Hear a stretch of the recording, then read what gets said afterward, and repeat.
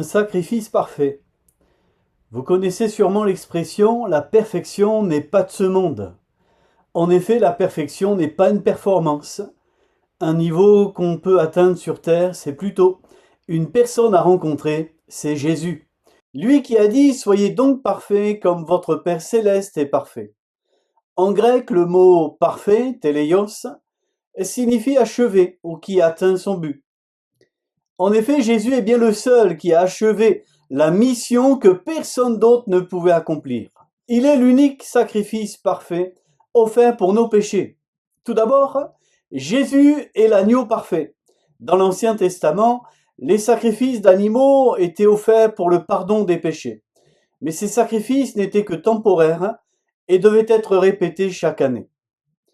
Ils annonçaient un sacrifice parfait, définitif, qui viendrait plus tard.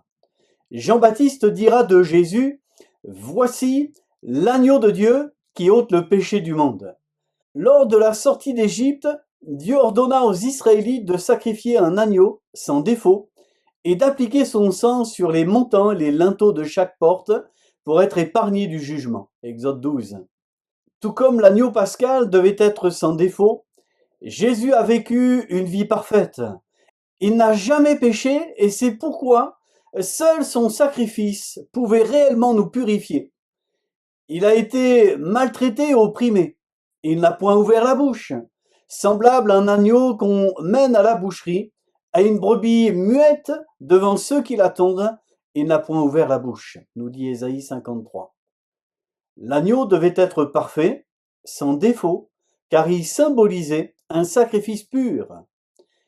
Aussi, le sacrifice parfait de Jésus, comme l'agneau pascal dont le sang épargnait les Israélites de la mort, le sang de Jésus nous sauve du jugement éternel. Pierre disait « Vous avez été rachetés par le sang précieux de Christ, comme d'un agneau sans défaut et sans tache. » Le sacrifice parfait de Jésus remplace tous les sacrifices d'animaux et nous donne un accès direct à Dieu. Aussi, les bienfaits du sacrifice parfait de Jésus. Regardons ensemble l'ensemble de son œuvre.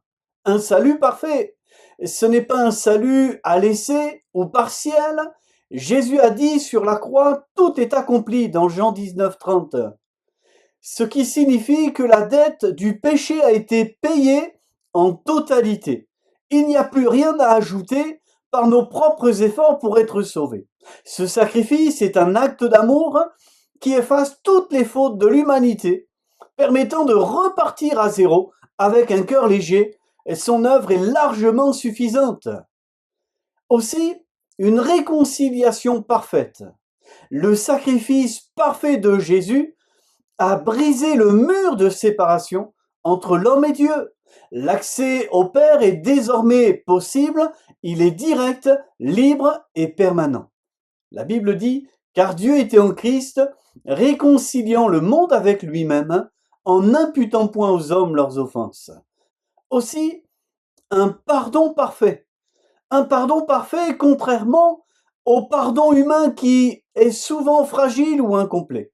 Celui de Jésus possède 3 caractéristiques qui changent tout. Il est sans condition. Dans le monde, on pardonne souvent parce que l'autre a fait des efforts ou s'est excusé. Le pardon de Jésus est offert alors que nous étions encore en tort. Il ne dépend pas de notre capacité à être bon, mais de sa générosité à lui. C'est un cadeau déjà emballé qui n'attend que d'être ouvert. Aussi, il a effacé l'ardoise. L'humain dit souvent « je pardonne, mais je n'oublie pas ». On garde une petite trace du dossier dans un coin de notre tête, notre cœur. Mais grâce au sacrifice de Jésus, Dieu jette nos fautes au fond de la mer. Le dossier est supprimé et pas seulement classé. Il restaure aussi la relation. Le pardon de Jésus réintègre totalement la personne. Il nous redonne la place de fils ou de fille à la table du Père avec la même dignité qu'avant l'erreur ou le péché. La Bible dit « Il a effacé l'acte dont les ordonnances nous condamnaient et qui subsistait contre nous, et il l'a détruit en le clouant à la croix » Colossiens 2,14. Aussi, il nous offre une paix parfaite. La paix qu'il offre est vraiment complète et merveilleuse. La paix avec Dieu. Avant le sacrifice de Jésus, il y avait comme un contentieux ou la barrière entre nous et Dieu à cause de nos imperfections. Mais à la croix, Jésus a réglé la facture et une fois pour toutes, puisque la dette est payée, il n'y a plus de condamnation. On peut s'approcher de Dieu sans peur, comme un enfant qui court vers son Père. C'est la fin de la guerre intérieure. La paix avec soi-même. L'imperfection humaine génère souvent des regrets. J'aurais dû faire ceci. Je ne suis pas assez bien. Mais la bonne nouvelle, c'est que le sacrifice de Jésus couvre toutes nos erreurs passées, présentes et futures.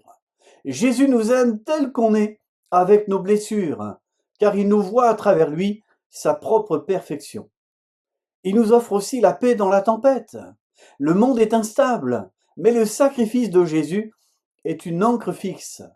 Même si tout s'écroule autour de nous, santé, travail, relations, cette paix reste car elle ne dépend pas de nous, mais de celui qui la donne.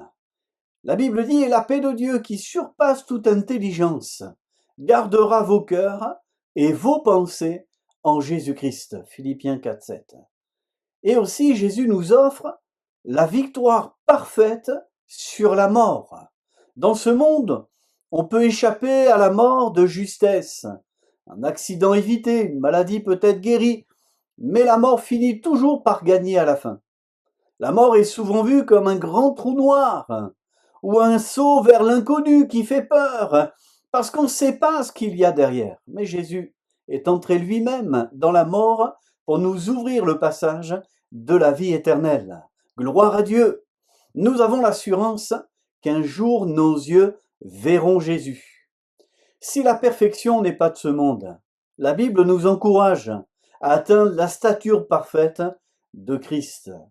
Nous ne devons pas chercher à devenir parfaits par nos propres forces, mais à grandir dans la perfection de Jésus. Alors, comme Jésus l'a dit, soyez donc parfaits, comme votre Père céleste est parfait.